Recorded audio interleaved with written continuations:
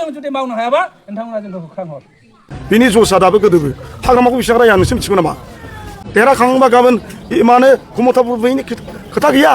जोंनि बेयाव रायजो राजाफ्रा जोंनो गोसोआव दङ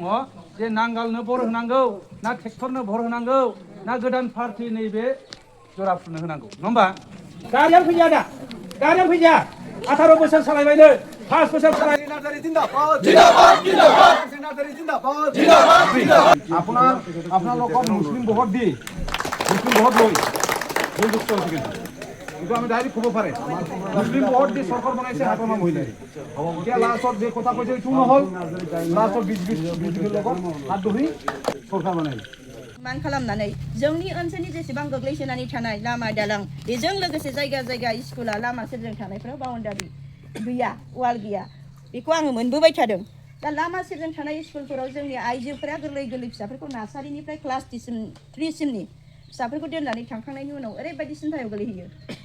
आं गथ'आ जे बाहेरायाव ओंखारबोदों ना अबेबा लामाजों बारस'दों मोनसे गिलुं गिलुं जायो बिनिखायनो जायगा जायगा जेराव आं नुबोनाय जे जायगायाव बाउन्डारि गैया बाहाय जोंनि ओनसोलनि लाइमोन गोरलै गोरलै फिसाफोरखौ प्रटेक्ट खालामनो थाखाय बाउन्डारिफोरनि थाखाय डिमान्ड खालामनानै आङो लाबोगोन आरो जायगा जायगा आङो नुदों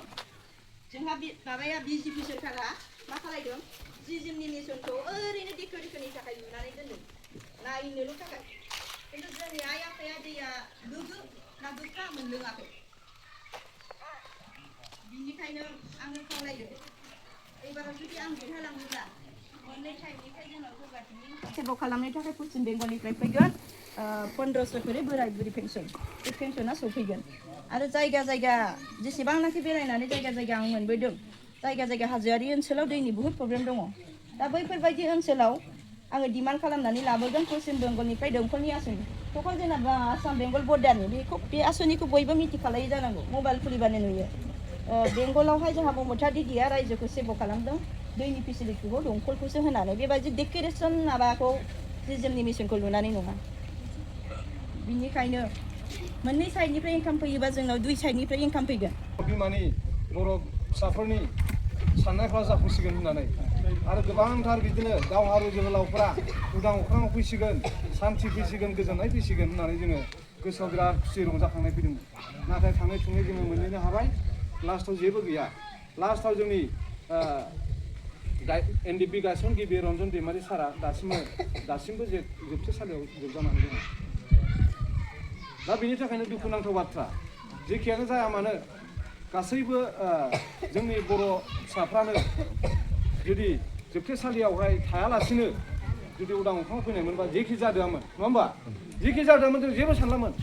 नाथाय बेखौहाय थाङै थुङै राजनितिक गेलेनानै जोबथेसालियाव दासिमावबो गोदोसोनानै दङ दा बेनि थाखायनो जोंहा साननाय फैयो जेखियानो जाया मानो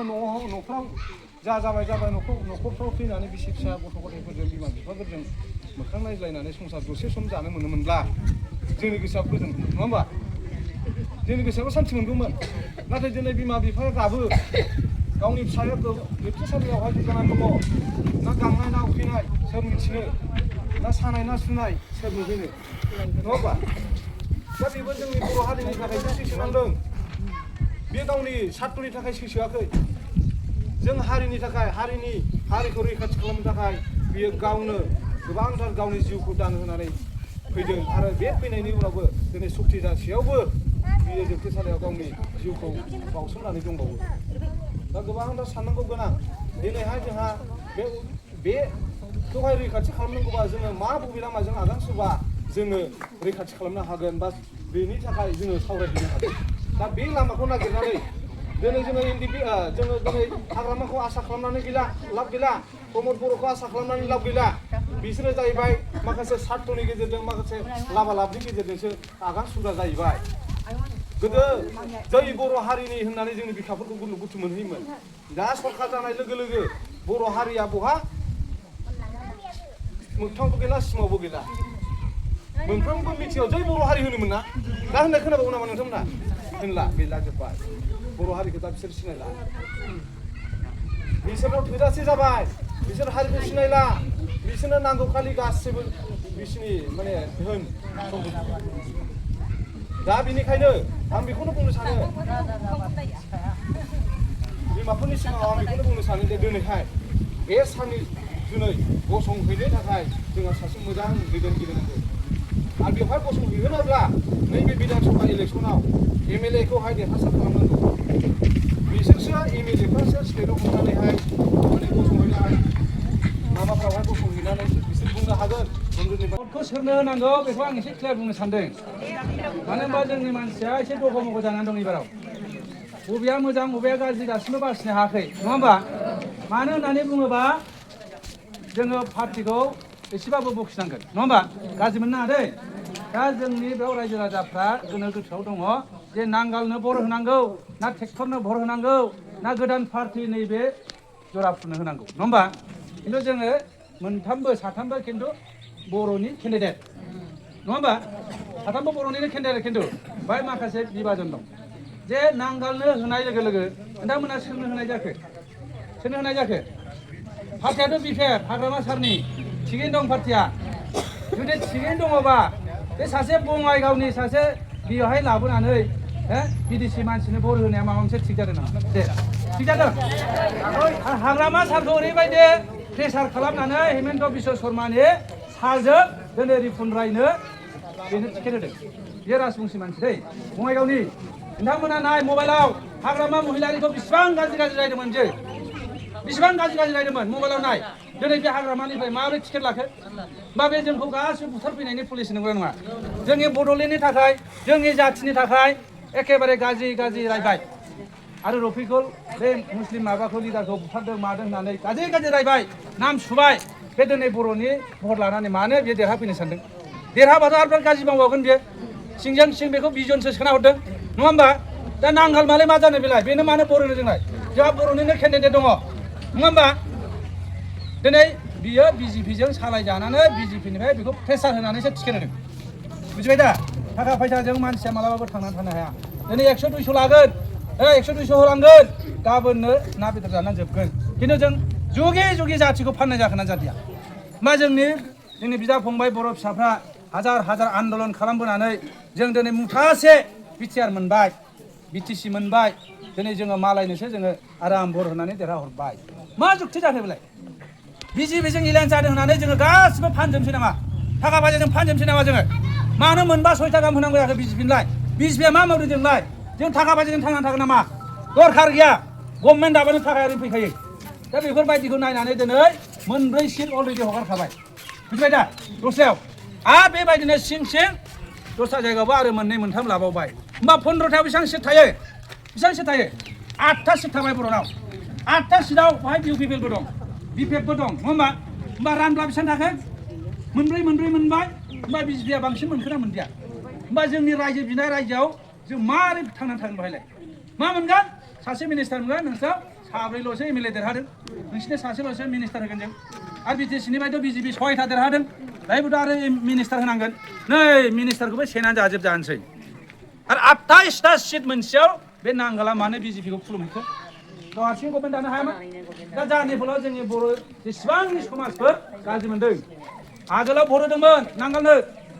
गाव हारसिं गभर्नमेन्ट दाथों होननानै दिनै मानो BJP-खौ लोगो हमहैखो UPPL-खौ रायदोंमोन BJP-जों नोंसोर मानो गभर्नमेन्ट दादों होननानै दिनै मानो जोख्लायनानै गाव मानो आखाइ हमहैखो ना मा होनो बिदा फंबाय UPPL BPF सरकार दानो कि मा उसुबिदा दंमोन बेहायलाय दिनै मानो मालायनोसो गासिबो आन्दलन खालामनानै जाहोजोबसै नामा बाहाय आं बेखायनो होनदों दिनै प्रतिभा बायद'आबो जेबो सक्तियानो गैया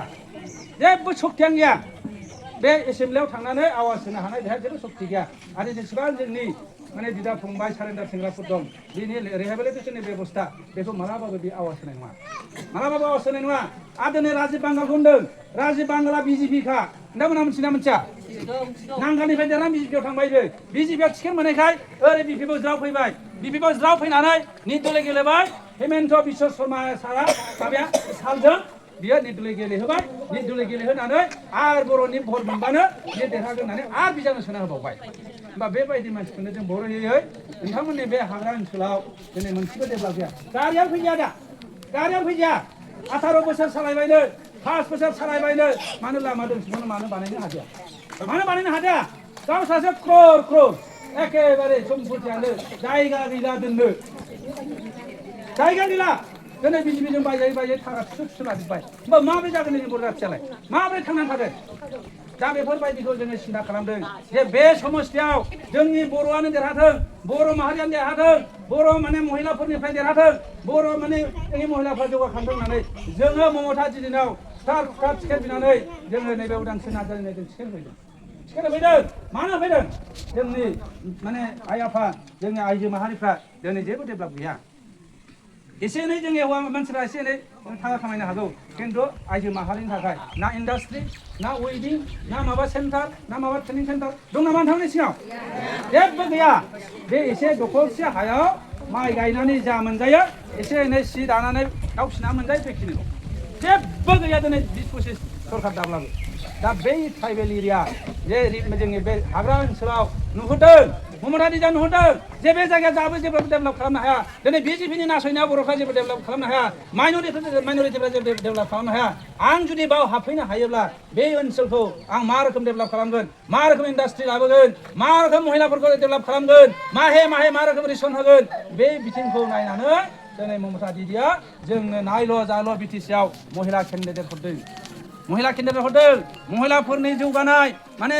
इनकाम जेनेरेटिं स्किम बेफोरखौ हरनो हायो खोमा बे ओनसोलनि मानसिफ्रा आनडेभेलप जानानै दं दिनै गावजों गाव दानलाय सुलाय जागासिनो दं दिनै माने सानसे माइनरिटिजों जागोन गाबोन सावथालफोरजों जागोन गाबोन बर'फोरजों जागोन खालि नांलाय होबायल' थायो दा बेफोरबायदिखौ बन्द खालामनो थाखाय ममता दिदिया जोंनो टिकेट हरदों दा नोंथांमोनखौ आं बेखौनो खावलायनो सानदों एइबार नोंथांमोना माने नायल' जाल' सासेल' माने जोंनि महिला केन्डिडेटखौ देरहाहरोब्ला जेन बियो माबायाव एसेम्बलियाव आवाज खालामनो हायो आरो जों लिंक मोनो आरो डेभेलपमेन्टनि थाखाय जों खाबु मोनो बेखिनिखौ नोंथांमोनखौ खावलायनाय जाबाय जे नोंथांमोना एबार भट होनानै नाय मावनो हायो ना हाया जुदि मावनो हायाबा आरो 5 बोसोर मरेथ' आरो भट जालायगोन नङा होमबा नोंथांमोना सोलाय नोंथांमोना भट दाहो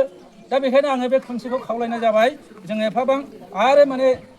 माने रायलायनो समाय गैला बिराद बुरजा दंबावो 10थासो दंबावो मिटिं दंबावो गाबोनसिमल'सै मोबाइलाइजआ जोङो दिनै बर' गामि ओंखारदों माने गाबोन जोङो मुस्लिम गामियाव ओंखारगोन बेबायदिनो गोबांथार एरियायाव जोङो नुदों मुस्लिमफ्राबो दोहौ फैजोबदों बर'फ्राबो दोहौ फैजोबदों एइबार टिएमसि पार्टिनि बे जोंनि जराफुलाव भट होनानै नोंथांमोना नाय जों माबायदि मावनो हाया जों सारा आसामाव 10टा केन्डिडेट होदों 10टा केन्डिडेटआव खमैनो जोङो 15टा देरहानायनि लामायाव दं आरो टिएमसि पार्टि सारा खुनु सरकार बानायनो हाया बेखौ जों नोंथांमोननो बुंनो हालांबाय एइबार टिएमसि पार्टि सारा खुनु सरकार दानो हाया दा बेखायनो नोंथांमोनाबो जोंनि डेभेलपमेन्टनि नामाव जोंनि रायजो राजानि नामाव गावजों गाव मिलायनाय सान्थि परिबेसनि नामाव नोंथांमोना अननानै बे खनसेखौ भट होदो आरो भट होनानै जयजुक्त खालाम जों मावनो हायो ना हाया नाय नोंथांमोननि मोखाङाव जों मावनानै दिन्थिगोन आरो जों जुदि मावनो हायाबा नोंथांमोना जोंखौ होख्रांहर बेखिनिखौ आं नोंथांमोननिसिम खावलायबाय आरो एइबार आगामि नैबे 9 थारिखआव माने नोंथांमोननि मैल्यबान भटखौ होनानै ओरै साना जासे एइबार जोंनि महिला केन्डिडेट मोजां केन्डिडेट फैदों बेनो भट होनो थाखाय आरो खनसेबाव आं खावलायनानै आंनि बे सुंद' बिबुंथिखौ एसेयावनो फोजोबनाय जाबाय सारनिसिम रोजा साबायखर थाबाय मानोना नोंथांमोना मिथिबाय जोंनि बावखुंग्रि समस्टिनि 4 नाम्बार बेलट पेपाराव नायदो बयबो थनो सोलाबाय नामा नायबायना नोंथांमोना 4 नाम्बाराव जे तो बेनिखायनो आङो दिनैनि समा खुब संखेब बेनिखायनो आङो बयखौबो आखाइ खबज'नानै नोंथांमोनखौ बे खेबसेखौ दिनै बे जोंनि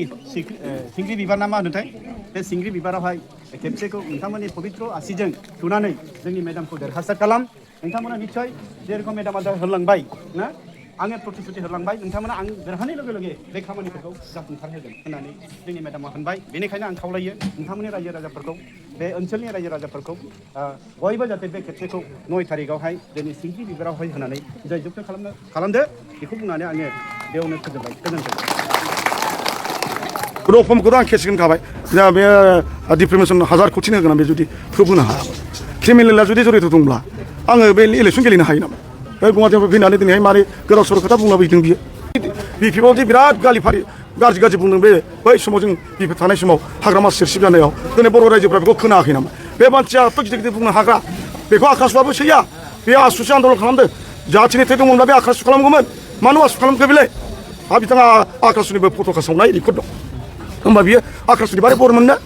जोंनि बर' रायजो राजाखौ दिनैहाय बिथाङा गला खालामनो नागिरदों देरहाखांबा गाबोन माने क्षमताफोर गैयिनि खोथा गैया इस्टिपिनि खोथा गैया बे क्षमताफोरा दिनै लखिमपुराव जोंहा मेसिन काउन्सिलनि आन्दारावनो बिकेडब्लिउसि जादों बावबो बिटिसिआवबो बिगोन ना अलरेडि बाव आंथ' बुंखाबाय फकेरा आरो गुमाया बे देरहाबाथाय हिन्दु मानसिबाव टिकेट बेंगलि आरो मुस्लिमाव टिकेट गैलाबाव बे राजबंशिनि कब्जायाव थाबाय बेखौ गासिबो बेंगलि मानसिफ्राबो मुस्लिमफ्राबो मिथिखाजोबो